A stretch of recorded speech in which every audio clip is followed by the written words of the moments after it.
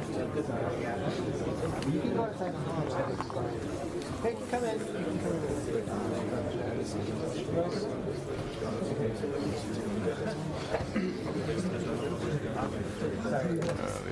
in. There's room in.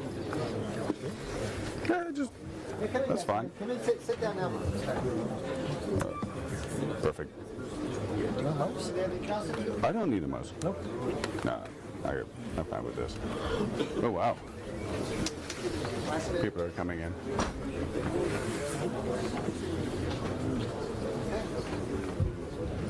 And we'll just wait till they sit down, and then I'll give you a big clap. Cool. Thank you. Okay, good. Okay, thank you so much. Yeah.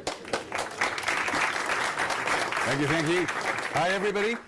My name is Jens Mönig. I'm a researcher with SAP. And this is my friend and colleague, Bernard Romagoza, a researcher with Arduino. And we'll be presenting a graphical programming language that we're working on together with our friend Brian Harvey, who's a professor at UC Berkeley. And the language is called Snap, which is kind of a generic name. And it's got the name Build Your Own Blocks.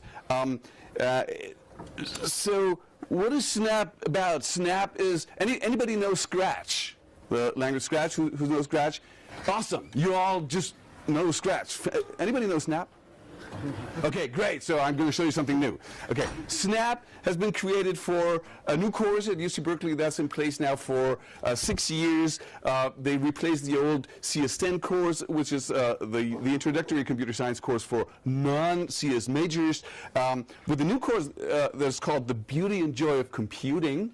And just changing the name and switching over to a language that is more accessible has kind of attracted more underrepresented minorities to the course. So for the first time in UC Berkeley history, actually the course has a higher number of females than males in that course. And that's partly because formerly it was named Introduction to Symbolic Programming. And so names matter, and accessibility is something that is not just for disability issues, but also for regular people.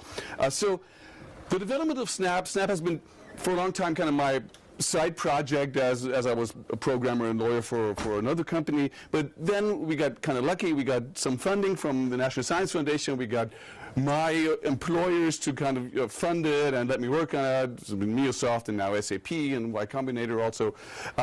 There's a curriculum, the Beauty and Joy of Computing curriculum, that's been developed at UC Berkeley and now at nationwide at Education Development Center.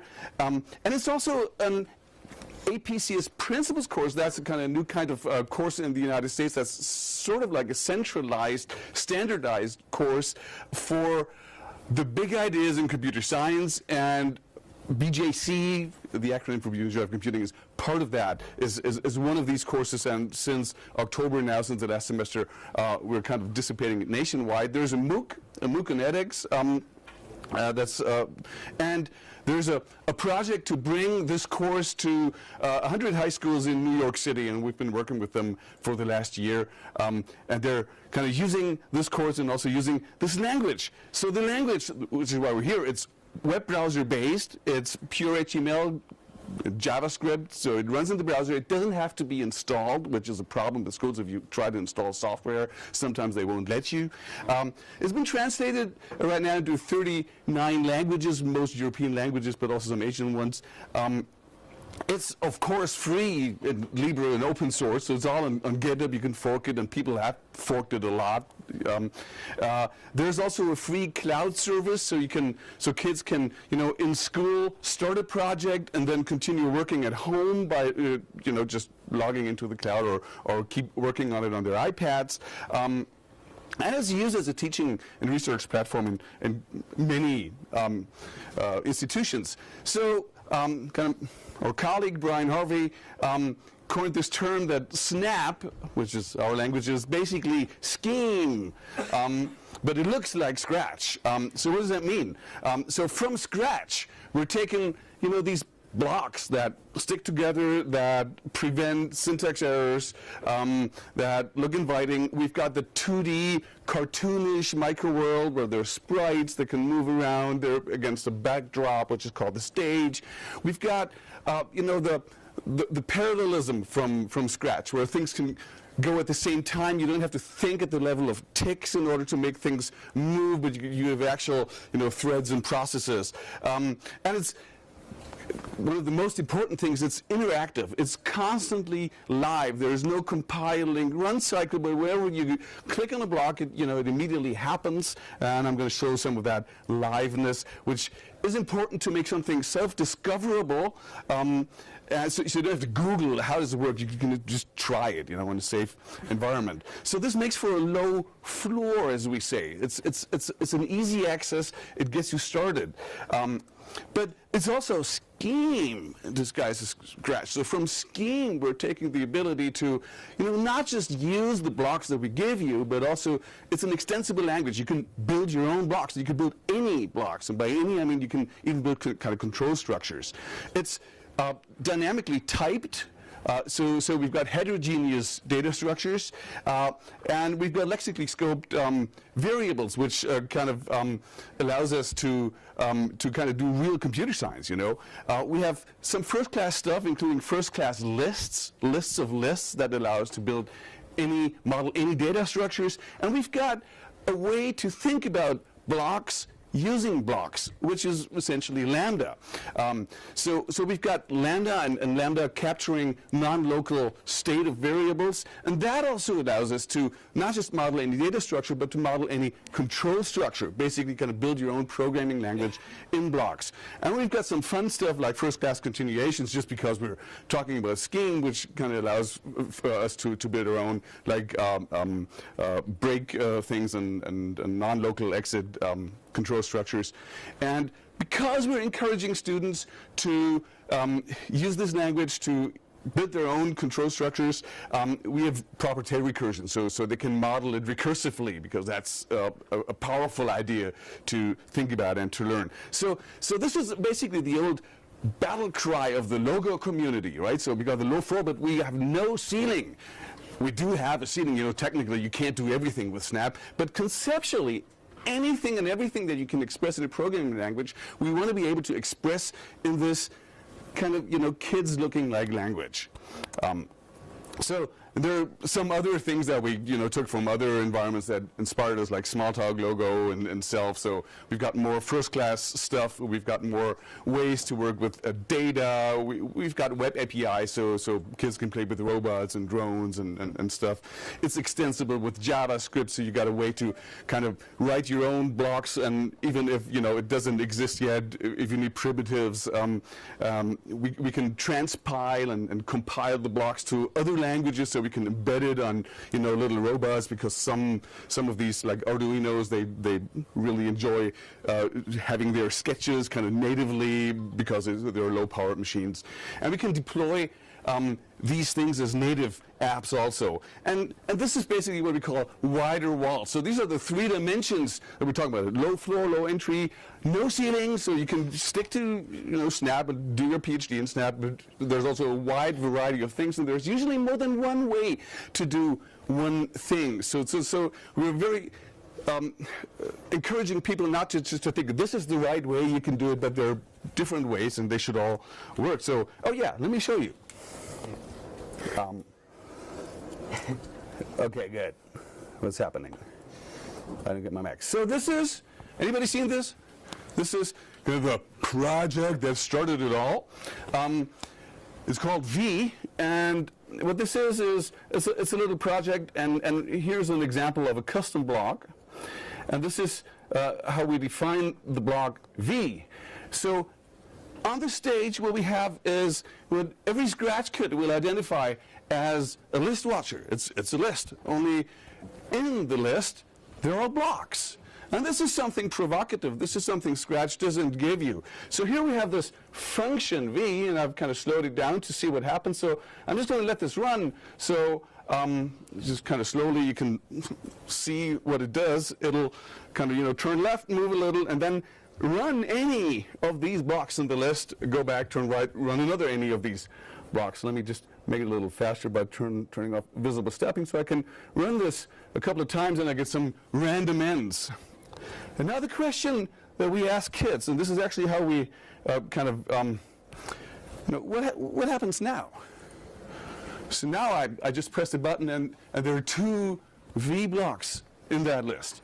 So what will happen if I now run this procedure? Any idea? Any guesses? W. Double? W. W? W? Any other ideas? Let's just try it. I'm just going to click this. Oh, look, there's kind of some random shapes. Sometimes it'll just do that. Sometimes it'll kind of really go crazy. So we're getting, a fractal because V can now kind of, call itself. And the reason why it doesn't go on forever, like it could go on forever, but, the reason is it's just some statistical probability. It's not going to actually go on forever. And the beautiful thing about, this is we're showing 2 big ideas. And this is what the beauty and joy of computing is all about. We're showing 2 big ideas in this thing.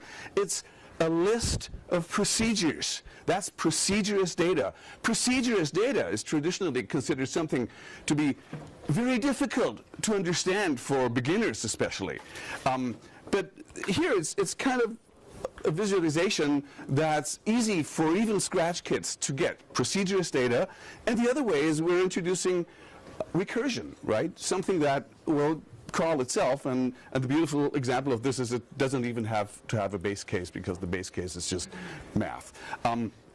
So this is kind of the archetypical example. Let me just show you a few things.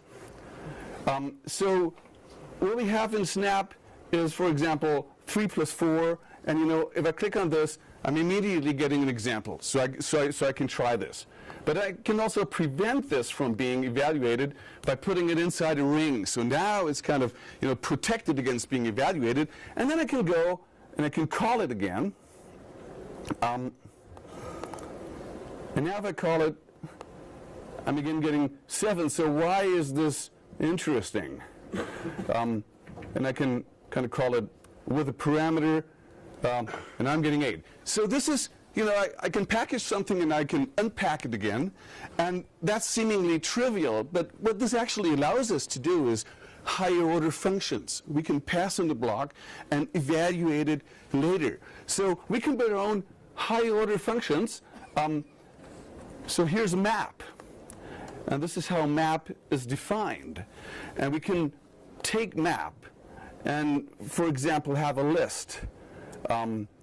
Just the old 1, 2, 3, 4 list, and map the times 2 function over this, and we get a list where each item has been transformed.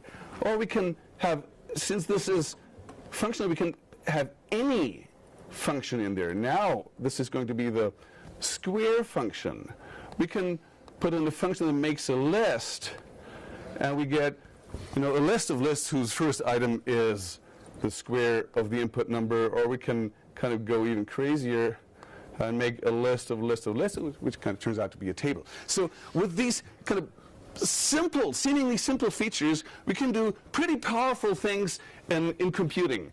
And so this is really what the beauty and joy of computing kind of is all about. So let me show you just one more example of this very quickly. So this is supposed to be the building in which we are. The weather isn't so great, so I took this off the web. My own one didn't have enough colors. So here's an example of first-class stuff. So we've got kind of this first-class costume, and I can look at the pixels in that costume. And so I'm getting a table, it's kind of almost 56,000 rows of, 4 columns, and obviously these are the RGBA columns. And so it's just a list. It's just a list of lists. So if it's just a list of lists, I can take my map thing and do something with it. So I'm just going to, put the first item of the list in the second slot, put the second in the third slot, put the third in the first slot and leave the last one, which is the A, where it is. So this is a function. I'm going to put this function into map and see what happens. And it's going to take a little while. Oh, but here it is. And I can compare these two tables. And if I look at the first number, see this is 84, 120, 204. Now it's kind of rearranged, right? It's just data. So what happens if I kind of redisplay this data? What's going to happen to the blue sky? Oh, look, I can make my own graphic effects. It's just higher order functions. This is just map. This is, to us, what the beauty and joy of computing is all about. I'm going to leave it here to hand over to my colleague, Bernardo Romagosa, who's going to show you kind of some more concrete things to do with Arduinos and with 3D plotting.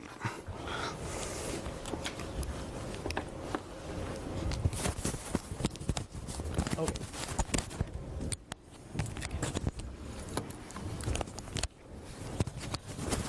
So basically, it's dangerous to do a live demo. It's even more dangerous when you have hardware involved. And I swear to God this was working last week. I presented it last week. So I'll try it again. It didn't work 10 minutes ago. It might not work now. Let's try it. The idea here is I have exactly the same Snap environment, only that it's a modified version of Snap that lets you interact with Arduino boards, okay? So the first thing you do is you connect to the Arduino board, which I have here. It tells me it's been connected. And now I have a sensor here, and I have an LED here. I'll try to be really fast. So I can try to get the analog reading of the pin where the sensor is connected. If I press on it, I'll get a value. So it works exactly like Snap, no difference. So let me try to plot this. To plot something, we need to have a sprite moving one step all the time, right? And basically, when the X position goes over the edge of the stage, I want it to set to the other edge, right?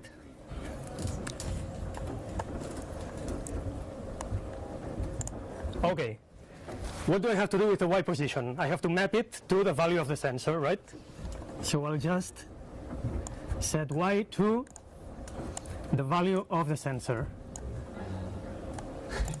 And what if I put the pen down now?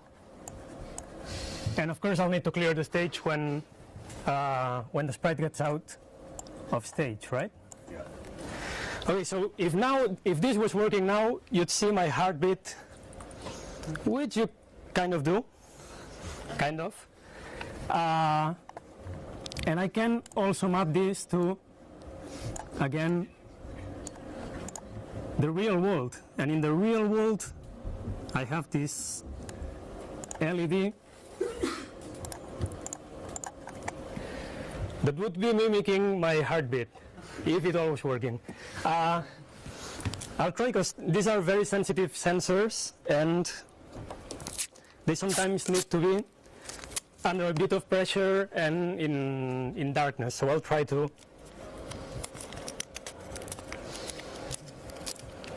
apply some pressure. Yeah. Kind of. Do you believe me? I swear it's my heartbeat. So what we can do is, I'll show you a 1-minute video. Oh, what's going on?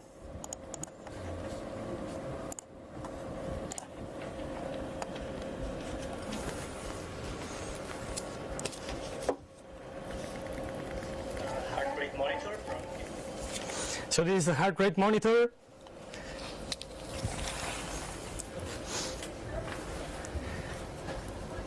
This is the LED. By the way, this heart has been coded in a language that's another modification of Snap called Peter Blocks. So the whole thing is made with blocks. Here I'm trying to get my heart bumping. I'm not very much in shape, so it just took around 10 seconds. And you can see that the graph did actually work. I didn't fake it, I swear.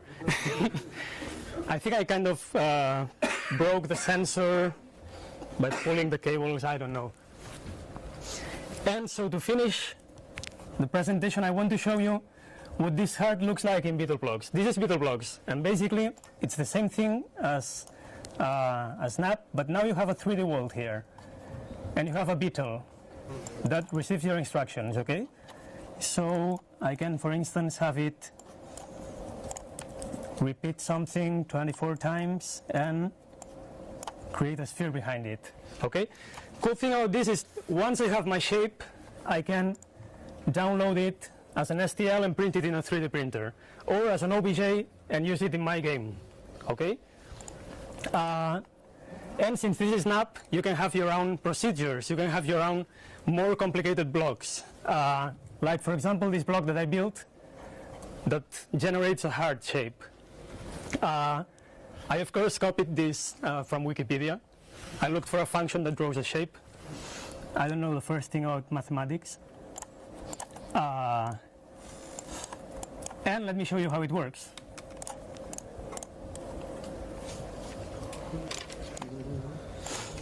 Now it was in turbo mode, but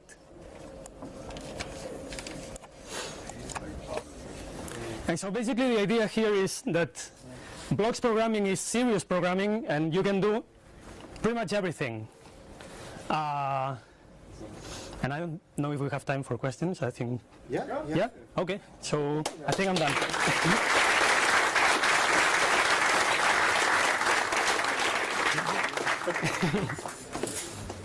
Questions? Yeah, have you considered, I actually used to teach kids with Scratch, and it worked really well, but like after a while, they just kind of grew out of it, like they hit some wall. I could tell Snap is more powerful, but have you considered at some point offering a way to transition to text-based programming, like within the same school? Yeah, I mean, you even mentioned it was kind of like Scheme. You could kind of transition to something like that. Okay, there's a question, like what's the strategy to transition to progress from blocks-based coding to text-based coding? And I've kind of given talks on this the other way around, like how do you progress from text-based code to blocks-based code? So you got to watch out for the motivation behind this. So once you realize that, working with blocks in a live environment, you're actually working at the AST level of a programming language. You're actually modifying a script as it is running. This is something no text-based language will let you do. It will. There are live coding languages, but they will only, refresh after the next loop, or they'll reset it and restart. And in music they'll do it, at the next beat or at the next bar. So conceptually, I think we all know that text-based programming works. I mean, that's everybody. I mean, this is coded in text-based JavaScript, underneath. But conceptually, there is no necessity. Conceptually, there are interesting things if you take blocks to the extreme, as we are. And there are really two things about text-based programming that, well, three. First is because my dad is using it, right? So I keep telling kids, but your dad's boss, she's using Snap. Well, maybe at some point, hopefully. And the other way is there are issues, of course. We're looking up blocks on the palette, so this works great for 120 blocks. What if you've got 1,024 blocks, and how are you even going to find them? So I could show you some more, but we've built something into Snap that lets you type blocks. So there's a typing mode, and you could just start typing, and then you get all the blocks, and with just a few keystrokes, you kind of assemble a script. And I've been very inspired to do this, and basically to the point of almost copying it from Greenfoot, from Michael Culling and Neil Brown. Their new frame-based editing, as they're calling it. The Stride editor has been a great source of inspiration to type more complex things. So you don't have to use the mouse to drag and drop. You know, start with the control palette, then go an F, then go to the operators palette, drag out, you know, and keep switching. So if you already know there's something like that, you can type it faster. That's kind of one of the main things for power use.